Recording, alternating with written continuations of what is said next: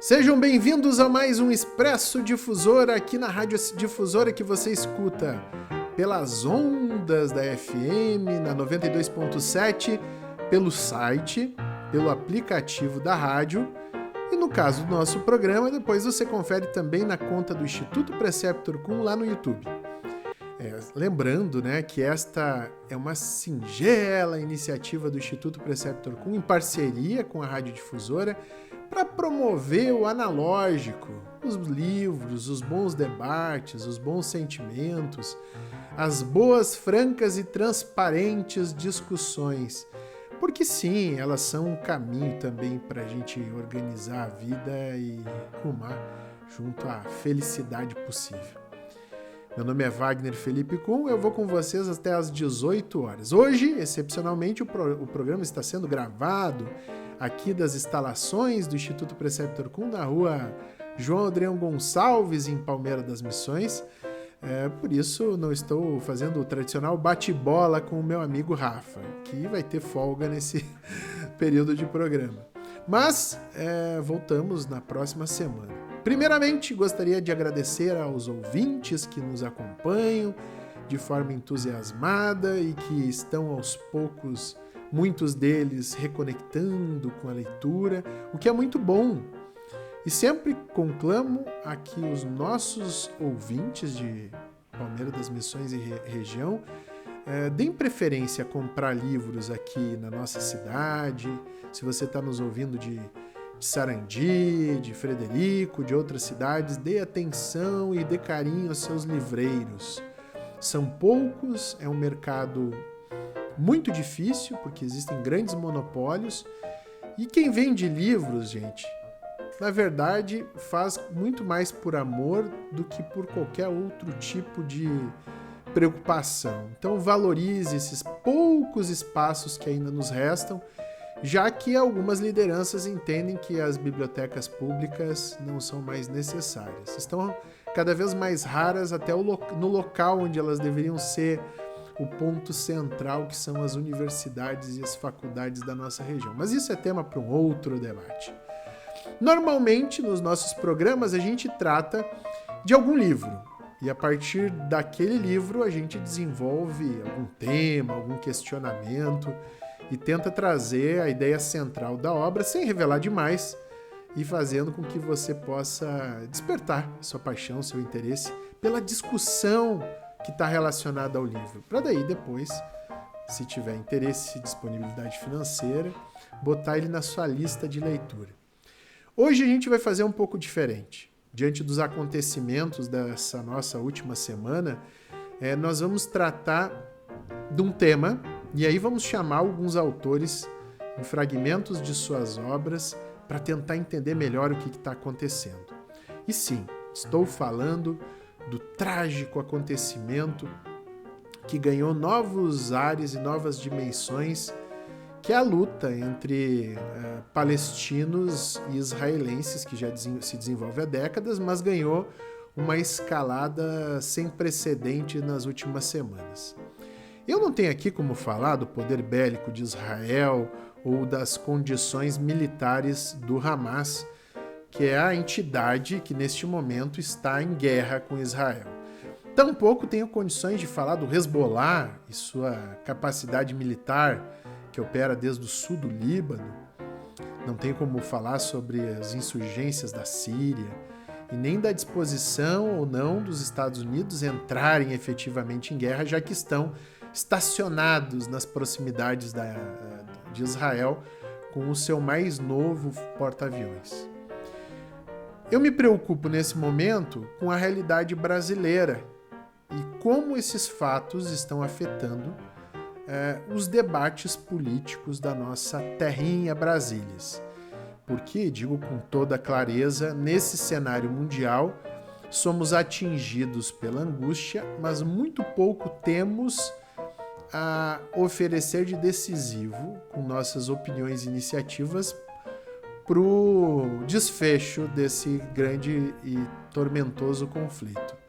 Então eu falo da nossa passividade brasileira, desde a perspectiva de nossa angústia em contemplar os fatos e não ter soluções para eles, e como nós estamos processando essas informações aqui, e como isso está sendo debatido dentro da nossa realidade brasileira. Bom, vamos começar com uma citação da obra de Yuval Noah Harari, a obra Sapiens. Nessa obra, Harari nos coloca que o ser humano convencional, lá no início da sua organização social, ele usava muito o diz-que-me-diz, a fofoca, nas suas teias de relação, intriga, e era a forma como ele se organizava socialmente para se manter no poder, uma determinada liderança, ou organizar aquele grupo de pessoas.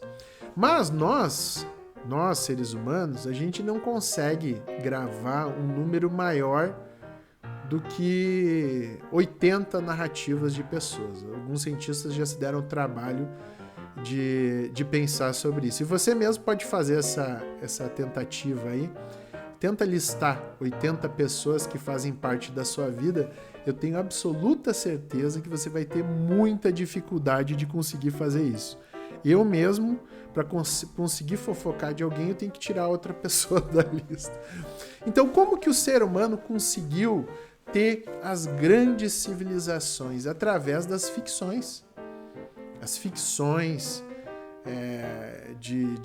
relacionadas a grupos, a figuras religiosas, figuras míticas, fizeram que, ombro a ombro, o ser humano conseguisse lutar por ideais comuns, mesmo não tendo noção de quem são os seus opositores na prática, mesmo não tendo sequer simpatia prévia por quem está ali ao lado, morrendo em batalha com ele. E nos revela Yuval Noah Harari na sua obra Sapiens, uma breve história da humanidade. Lendas, mitos, deuses e religiões aparecem pela primeira vez com a Revolução Cognitiva. Antes disso, muitas espécies animais e humanas foram capazes de dizer: "Cuidado, um leão!" Graças à Revolução Cognitiva, o Homo sapiens adquiriu a capacidade de dizer: "O leão é o espírito guardião de nossa tribo."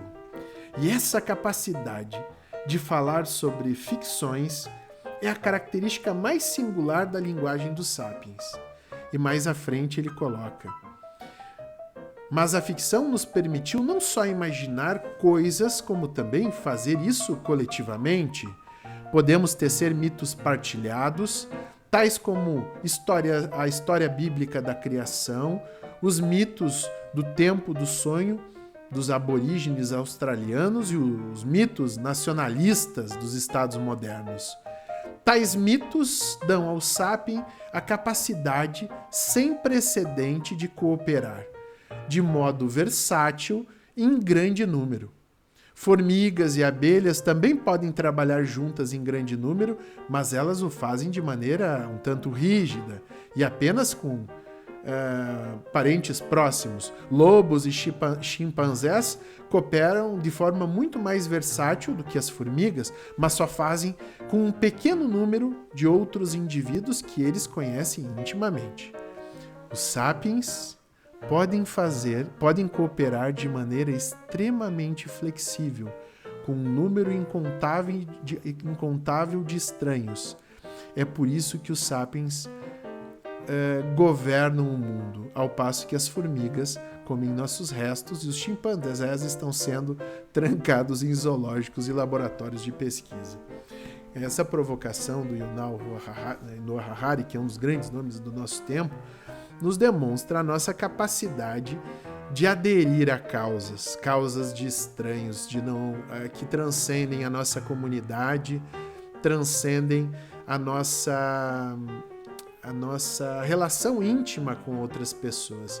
E eu começo a falar da reação brasileira a esses episódios nesse sentido, porque a gente tem visto aqui pessoas que jamais viram em sua frente um palestino, jamais viram em sua frente um israelense ou um judeu, jamais estiveram em Israel, não tem nenhum traço da sua vida que passa por lá, mas compartilha alguns mitos, alguns religiosos, outros de conhecimento, que fazem com que se sinta chamado à batalha.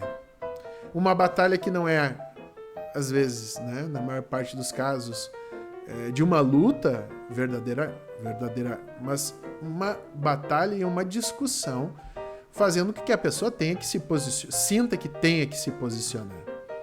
E essa é uma parte indissociável do que trouxe o ser humano até aqui. A gente observou isso em vários conflitos, como na Ucrânia, quando muitas pessoas, independente do valor que ia ser pago, rumaram para defender os ucranianos, que eram tidos como mais frágeis, estavam sendo injustamente agredidos. Então, você que está nos ouvindo, que se sentiu mal essa semana sem saber para que lado correr, saiba que é esse seu senso primitivo que tende a tentar escolher lados que está fazendo você ficar desconfortável com isso tudo. Claro, né? Também está desconfortável por todos os pontos da guerra. Então, Yuval Noah Harari nos traz até aqui para dizer que tudo isso que a gente está sentindo é absolutamente normal e tem a ver com a nossa essência humana, que se flexibiliza para aderir a grupos maiores. O problema é que isso tudo ocorre numa realidade de múltiplos significados. E esses pontos vão sendo repetidos e muita gente também acaba sendo induzida em erro pela desinformação da internet. Às vezes não é proposital, às vezes é esse anseio teórico de tentar se justificar em um dos polos dessa relação conturbada. Pois bem, e aí eu chego num outro ponto, que vamos chamar de nó górdio. Diz a lenda que Alexandre, da Macedônia, também conhecido como Alexandre o Grande, esteve num determinado reino e tinha lá um nó intrincado, que é o nó górdio. E ele foi instado, né? Foi provocado a resolver o problema daquele nó. Um daqueles nós que tu puxa de um lado, ele aperta do outro. E Alexandre simplesmente cortou a corda e conseguiu resolver o problema do nó. Uma ação simples e direta com foco no problema. Eu vou tentar fazer isso aqui com grande pretensão para tentar identificar que boa parte dos anseios que estão sendo difundidos, das dificuldades e dos sentimentos que estão sendo provocados, pode ser, não digo resolvido, né? mas pode prosperar a partir de uma definição do que é o direito de resistência. Muitas pessoas estão propagandeando a tese de que o Hamas está exercendo um direito de resistência, que seria legítimo e que seria justificável. Então, as atrocidades que vimos, e são todas já comprovadas, a maior parte delas, morte de crianças, sequestro de crianças colocadas em jaulas, mortes de mães com filhos de colo, mortes, portanto, de inocentes, pessoas que não estão dentro da estrutura do governo ou do Estado de Israel. Isso ocorreu, isso foi alardeado e comemorado por muitos nas redes sociais. Então é fato incontroverso. Nós estamos falando aqui, portanto, do direito de resistir a um regime que você compreende ilegítimo. E aí está sendo propagado nas redes a ideia de que é possível a um exército resistir de uma comunidade específica, resistir violentamente à dominação que considera injusta. E esse é um bom ponto de partida para a discussão. Essa justificativa pode eventualmente ter um amparo nessa ou naquela religião que compreende que um determinado profeta ou entidade religiosa tem a verdade última do mundo. Mas não pode ser amparada em nenhuma, volto a dizer, nenhuma resolução ou definição da ONU, como tem sido propagado. O direito de resistência, ele não é expresso, é defendido por muitos e tem gente que considera uma decorrência do princípio da autodeterminação. Mas jamais, e eu sou muito enfático em dizer, jamais houve ninguém sério dentro do direito internacional, dos direitos humanos, de todas as áreas do direito, que sustentasse o genocídio como um sistema legítimo de resistência. Existem aqueles que entendem que há possibilidade de resistência, inclusive pacífica, como fez Gandhi na Índia, diante do Império Inglês, e foi exitoso, sem dar nenhum tiro, libertou milhões de pessoas que passaram a ter um governo próprio. Há quem diga que é possível resistir fazendo atos de força que são direcionados aos responsáveis pelos atos totalitários que contrariam o senso comum. A própria Alemanha tem em seu artigo 20 da sua lei fundamental, que foi feita logo depois da Segunda Guerra, tem lá a expressão de que, artigo 20, lá nos princípios constitucionais, tem o direito de resistência.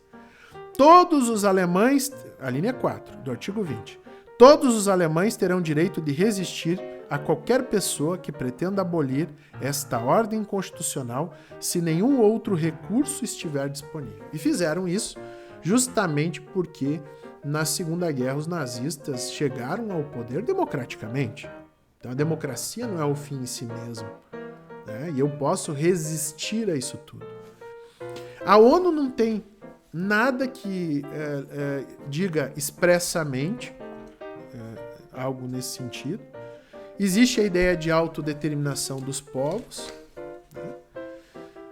mas mesmo que alguém pudesse sustentar decorrente do princípio da autodeterminação, jamais poderia sustentar que é possível cometer um ato de genocídio voltado contra mulheres, crianças e quem mais for. Jamais poderia se utilizar disso como argumento para o direito de resistência. Claro, eu não estou aqui tratando especificamente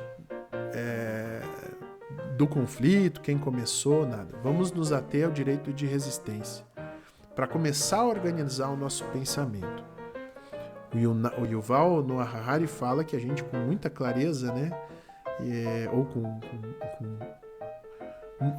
muito possivelmente vai aderir a teses e posições mundo afora.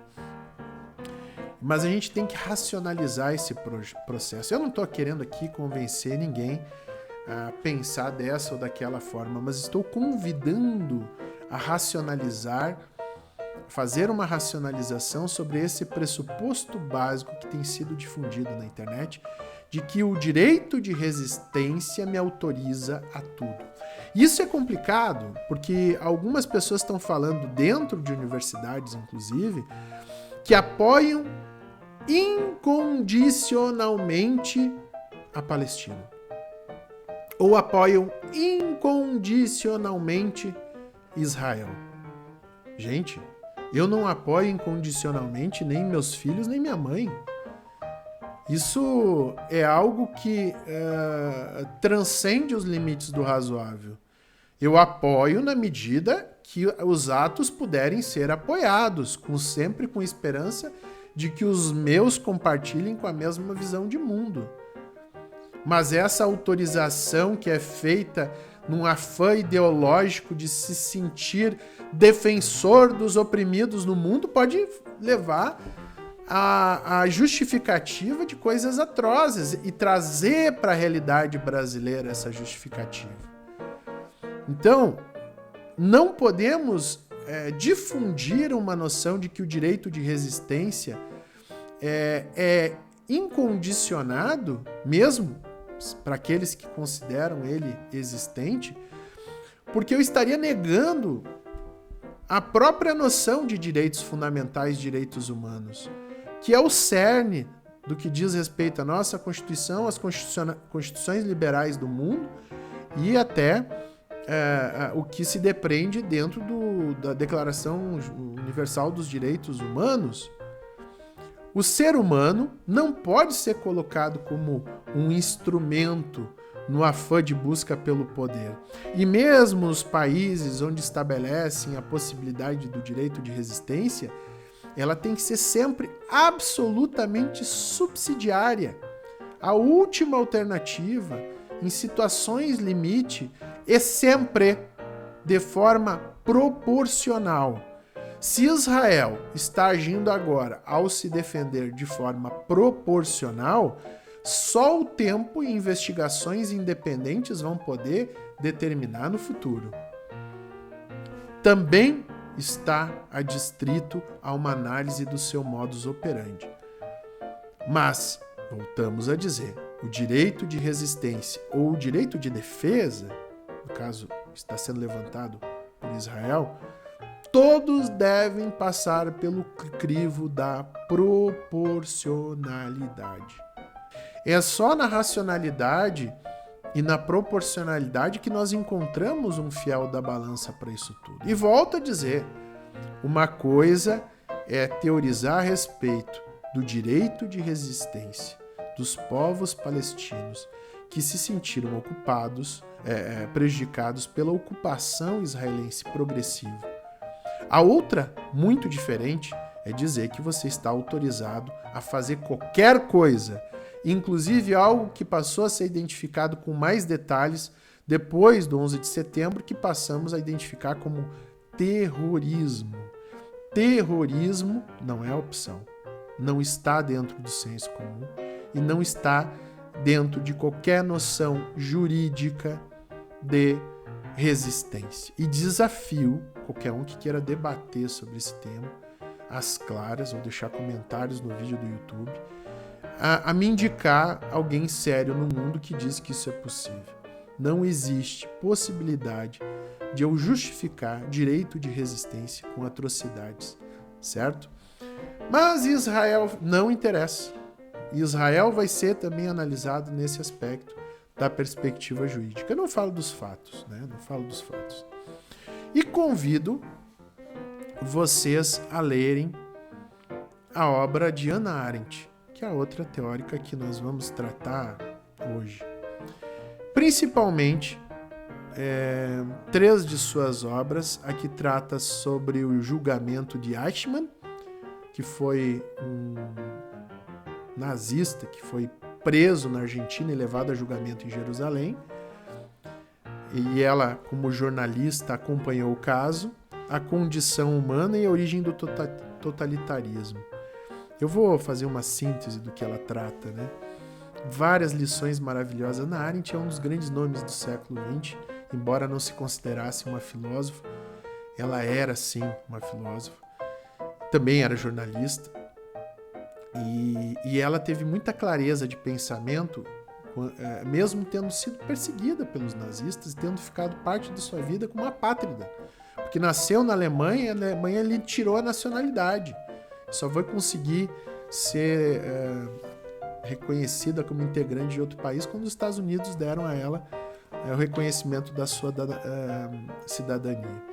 E ela nos deixa lições muito importantes decorrentes daquele momento nocivo da história, que nós estamos vendo se reproduzir no nosso tempo. Primeiro, a banalidade do mal. Ela cunhou essa expressão. Nós não podemos jamais considerar, que psicopatas ou sádicos consigam transformar a miséria humana em algo normal. E ela identificou que boa parte do que ocorreu na Alemanha foi pela institucionalização dessas práticas. Quando ela vê no julgamento de Eichmann a postura daquele cara e o que ele fez sobre ordem de quem, você vê que ele se sentia abraçado e autorizado por uma impunidade decorrente do processo burocrático. Como se eu estivesse dizendo assim, eu só estou apertando esse botãozinho aqui, mas não sou eu que estou matando. Por isso, ela analisou com muito detalhe a ideia da alienação do indivíduo. Ela falou que muitas vezes o indivíduo passa progressivamente a abrir mão da sua humanidade. E esse é um dos motivos pelos quais a gente está tratando disso hoje, nesse Expresso Difusora número 20. Não podemos jamais considerar que abrir mão da nossa humanidade seja uma opção. Não podemos normalizar crianças em jaula, não podemos normalizar genocídios, não podemos, obviamente, também normalizar bombardeios indiscriminados que atinjam civis. Nada disso pode ser normalizado, não importa se eu tenha simpatia por esse e por aquele. Isso vai acabar estourando na nossa forma de se comportar dentro da nossa realidade brasileira. Como também não podemos aqui normalizar a morte de médicos,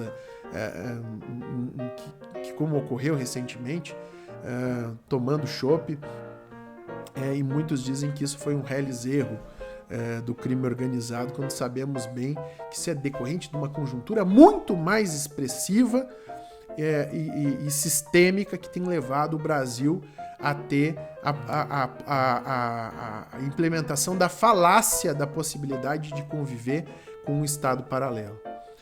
A falta de pensamento crítico. Hannah Arendt dizia, gente, se nós não desenvolvermos a capacidade de reflexão moral sobre esses assuntos que atingem a nossa comunidade, nós estamos abrindo porta para o horror, para a possibilidade da burocracia e desses sádicos manipuladores das democracias criarem justificativas falaciosas para atropelarem o ser humano. Nós temos sim que dar nome aos bois e dizer que uma determinada prática é terrível e não se justifica. Essa é a lição de Hannah Arendt, uma judia que foi expulsa do seu país, a Alemanha, pelo totalitarismo, que depois, quando todo mundo estava dizendo que o Eichmann era um vilão, era um monstro, era um sádico, ela disse, não, ele é uma decorrência do sistema, ele é uma decorrência da banalização do mal. E isso é o mais assustador, porque ele poderia ser qualquer um dentro de um Estado que vai paulatinamente alienando a sua forma de ver o mundo em nome de símbolos,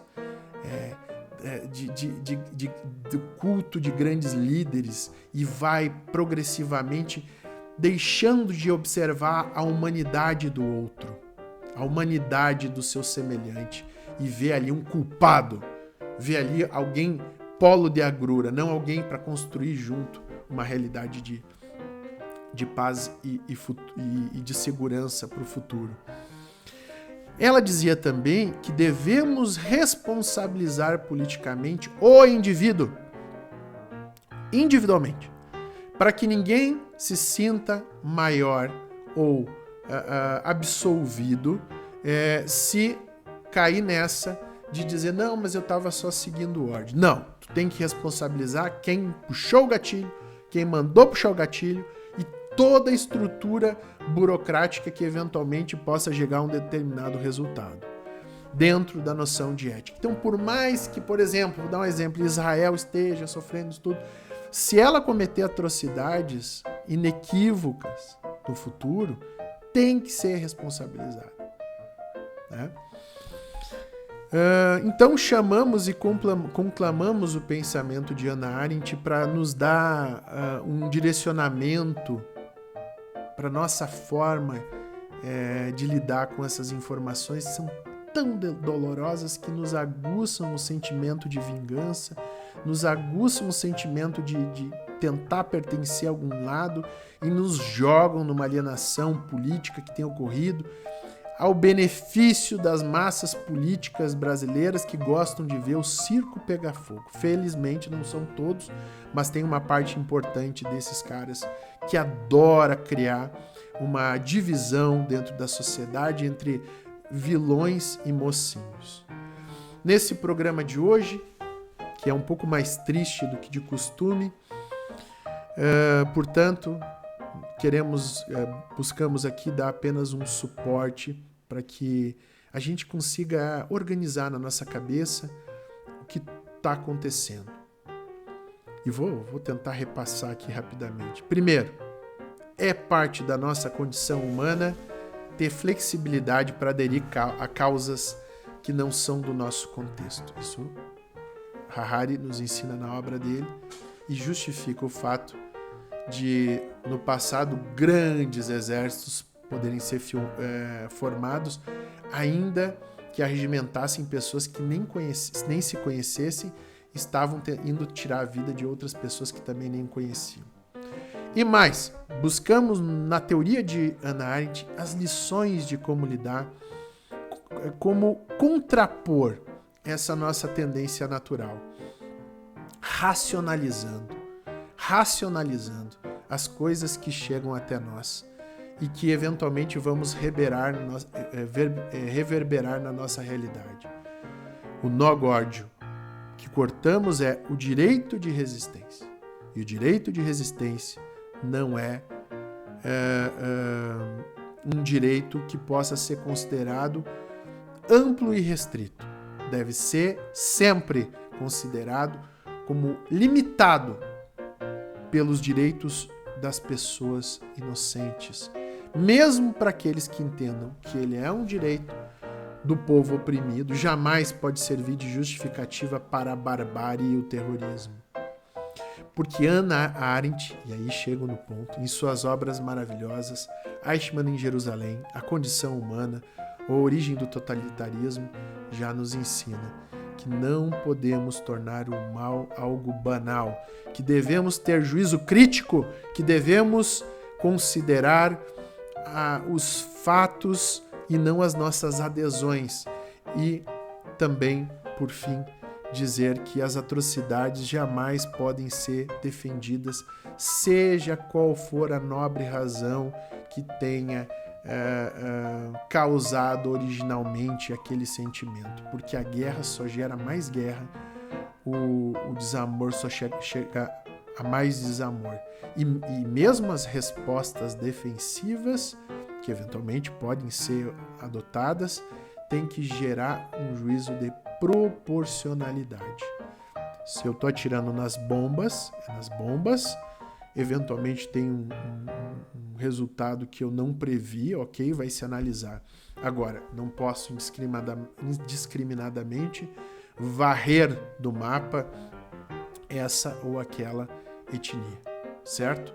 Faço votos, como a maior parte dos brasileiros, que no futuro exista um Estado democrático para os palestinos, que não passe pelo Hamas, que não passe pelo Estado Islâmico, que tecnicamente é o ISIS, que os islâmicos não querem se afiliar a esse termo, e que lá no coração do Islã, os muitos sábios que existem lá recordem das lições nobres do Corão, que estabelecem que não se deve tirar a vida de nenhum inocente.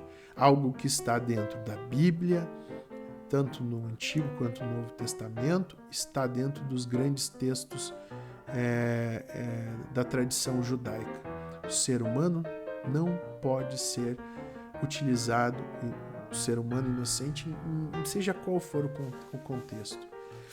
E vamos ainda dormir por muitos dias imaginando qual é o futuro dessas crianças que infelizmente estavam trancadas em jaulas, tentando ali olhar o que estava acontecendo. Espero que prevaleça o bom senso. E eu acho que vai muito bem o nosso presidente da República, depois de alguma hesitação, depois da desastrosa recepção de membros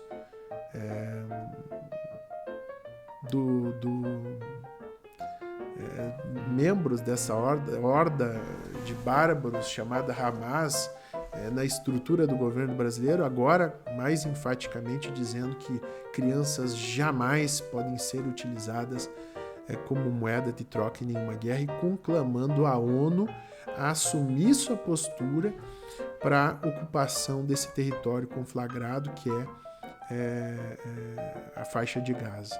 talvez aí sim nós tenhamos uma solução de mediação que permita que os civis sejam protegidos e esse grupo terrorista seja responsabilizado pelo que fez. Mas não é o que parece que vai ocorrer. E estamos com receio de uma grande escalada desses eventos, que influenciarão, se ocorrerem, a todos nós, né? E temos ali o Oriente Médio com a produção de petróleo, boa parte da produção de petróleo do mundo. Temos o canal de Suez, onde passa grande parte da mercadoria que abastece a Europa, que abastece Américas. E de nenhum ponto de vista isso é bom para quem quer que seja. Sem contar a possibilidade de trazer ao jogo dois grandes brigões do século 20 e 21, que é os Estados Unidos e Rússia. E aí tudo pode acontecer. Mas esperançosos no poder da razão, com muita fé de que existem também figuras de sabedoria e ponderação em todos os meios, mesmo aqueles mais improváveis, conclamamos a todos para enviar ondas de bom pensamento a esses deuses míticos e que todos se juntem e lá do céu mandem boa inspiração para os seus súditos ferrenhos. Um abraço e até a próxima.